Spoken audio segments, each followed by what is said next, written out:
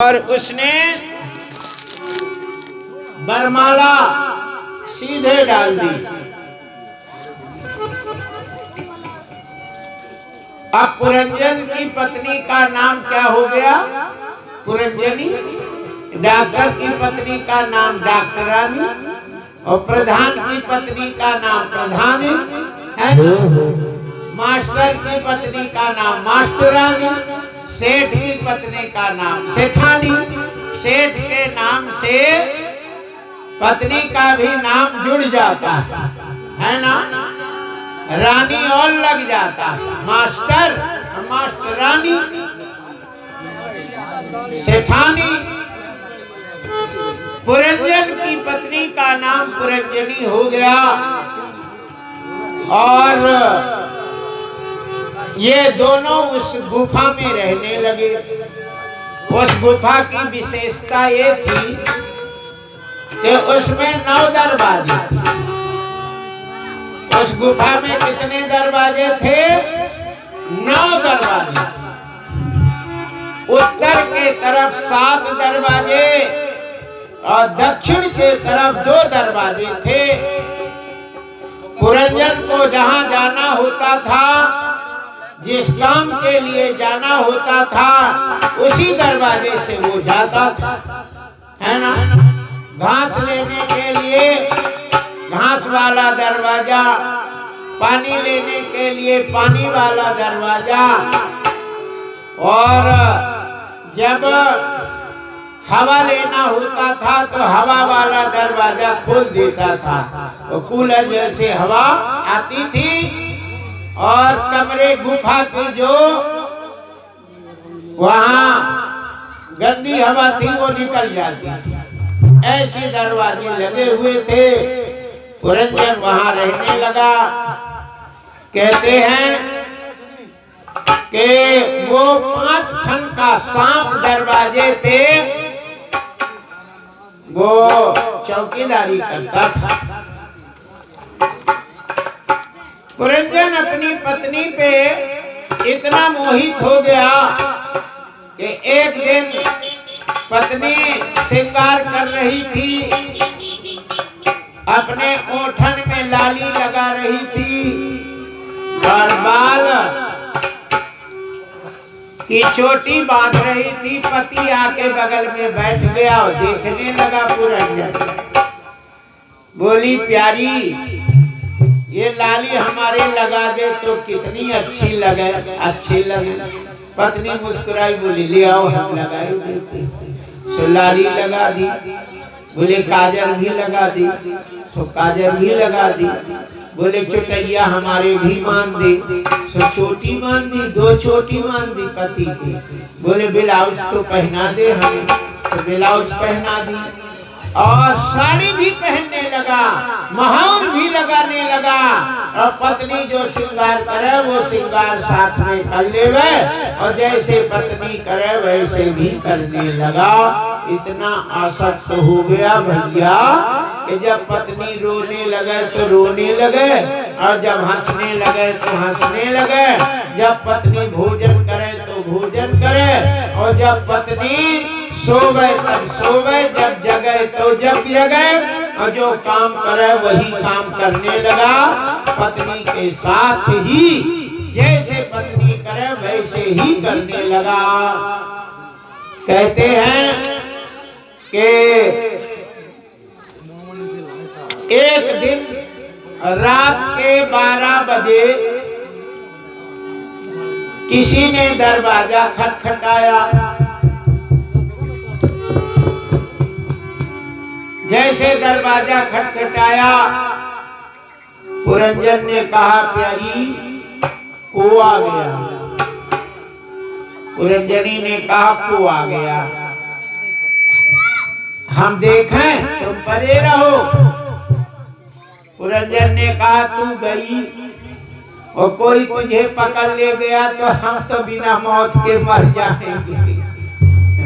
का ठिकाना, कोई तुम्हें पकड़ ले उधर, हम क्या करेंगे, इसलिए हमें जान दो।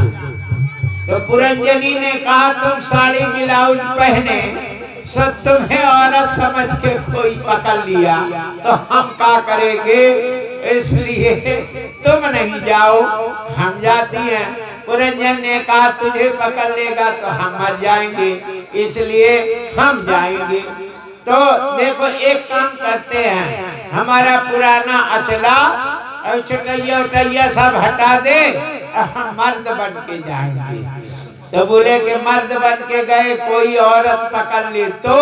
अरे बोले कोई औरत मर्द को पकड़ेगी, मर्द पकड़ते हैं, औरत नहीं पकड़ती। अरे बोले नहीं, बोले हम जाते हैं तो क्या करती, हम जाएंगे, कुआ खटखटा रहा।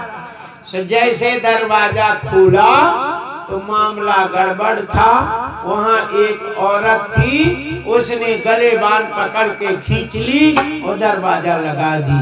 बोले कि तुम अब हमें औरत बना लो। अरे बोले मेरे घर में पुरंजनी है और तुम हमको क्या कहती है? अरे बोले भैया भैया भैया भाभी और 365 भैया और 365 भाभी ले डंडा। और बोले बहन बना ले पति, हम इसको सांप को देते हैं डंडा। सो सांप को फटाफट फटाफट डंडा 5 फनों वाले में दे डंडा दे डंडा दे डंडा चैं चैं करने लगा और वो औरत उसको भोगना शुरू कर दी जबरदस्ती। और कुछ ही दिन में वो दंड गणेश हो गया, मर गया। और वो मरते समय अपनी पत्नी का चिंतन किया, मेरी पत्नी, अरे मेरी पुरंजनी, ओ मेरी पुरंजनी, अरे पुरंजनी, पुरंजनी। और तो मरा, सब वो औरत बन गया, औरत बन गया। ये ऐसी कथा न हो, गप्पे न हो, झोंक रहे हम, पागल न हो, कथा लिखी है वो है पढ़ रहे। वो अपनी पत्नी का चिंतन किया तो वो लड़की बना था, पुरुष लड़की बना। भीष्म वहां विदर्भ में पांडु के वंश में उसका जन्म हुआ, विदर्भ में उसका जन्म हुआ और उसका विवाह उस लड़की का पांडव वंश में मलेध्वज से हुआ।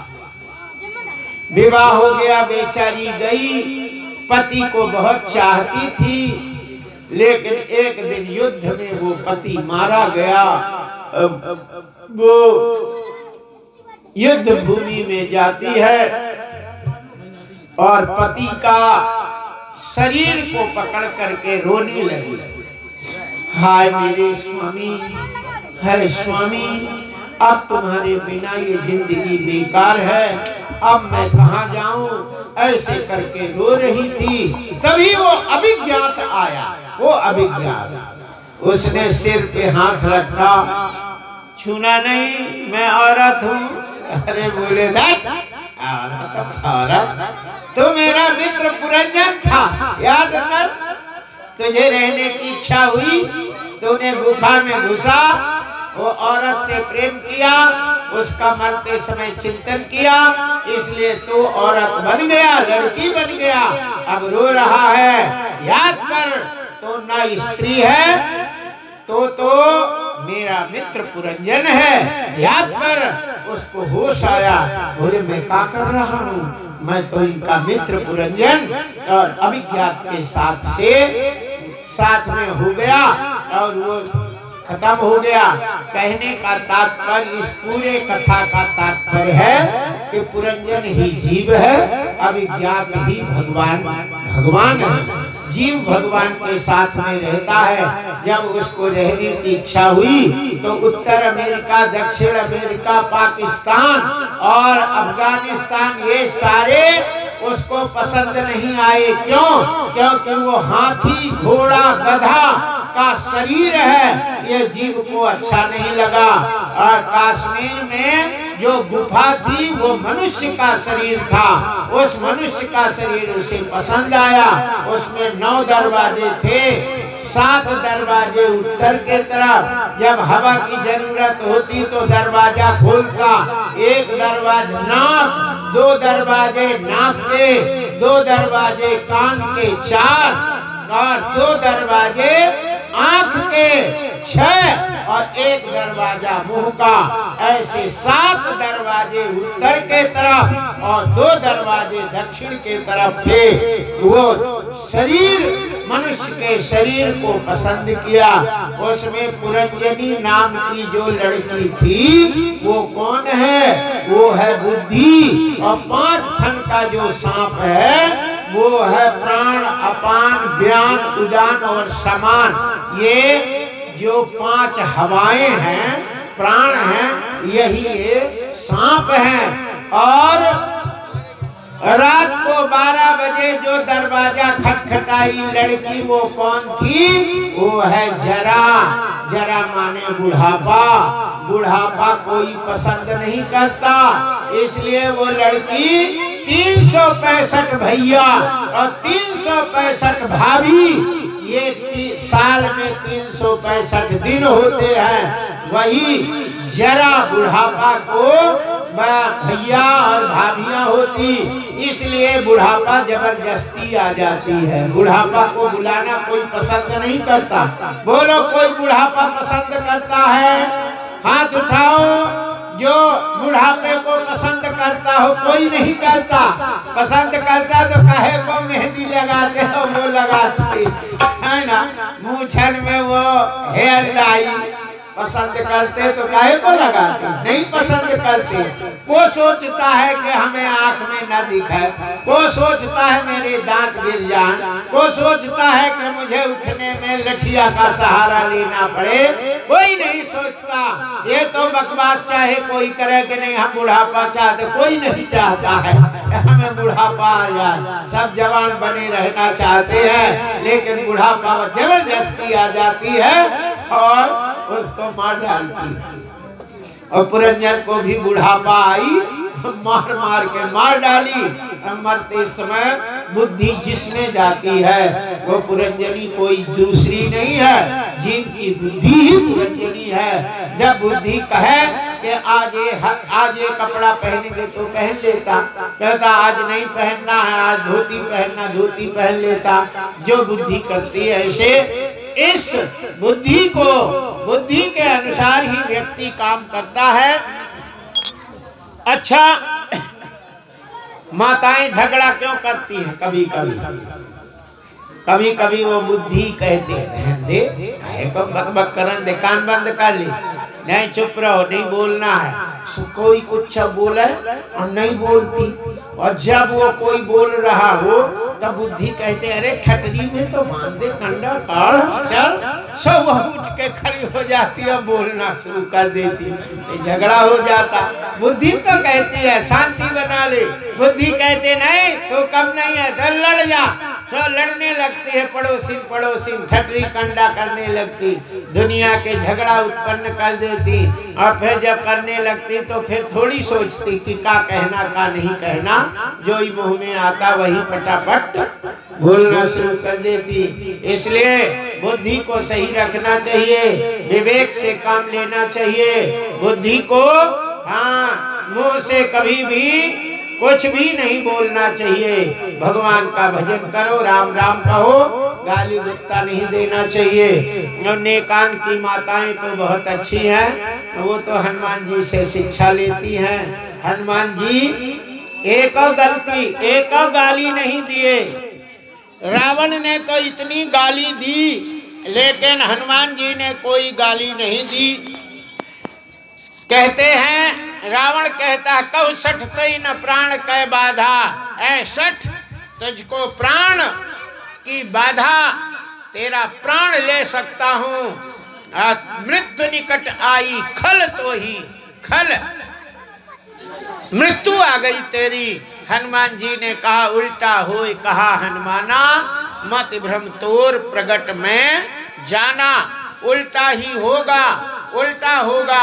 इस प्रकार हनुमान जी ने कुछ नहीं कहा, उल्टे होगा। इसलिए माताओं को चाहिए कि कोई लड़े और गाली देवे तो कहे उल्टा ही होगा, उल्टा कहे ठटरी बरे तेरी, सो कहे उल्टा ही होगा। है ना, उल्टा होगा, बस एक ही शब्द का उल्टा ही होगा, उल्टा ही होगा, बस उल्टा ही होगा। बस ऐसा कहोगे पूरी झगड़ा बंद हो जाए। वो उधर से गाली दे, इधर से तुम कहो उल्टा ही होगा, उल्टा होगा, उल्टा ही होगा, उल्टा ही होगा, उल्टा होगा। हनुमान जी ने जैसे कहा उल्टा हो, कहा हनुमाना मत भ्रम तोर प्रगट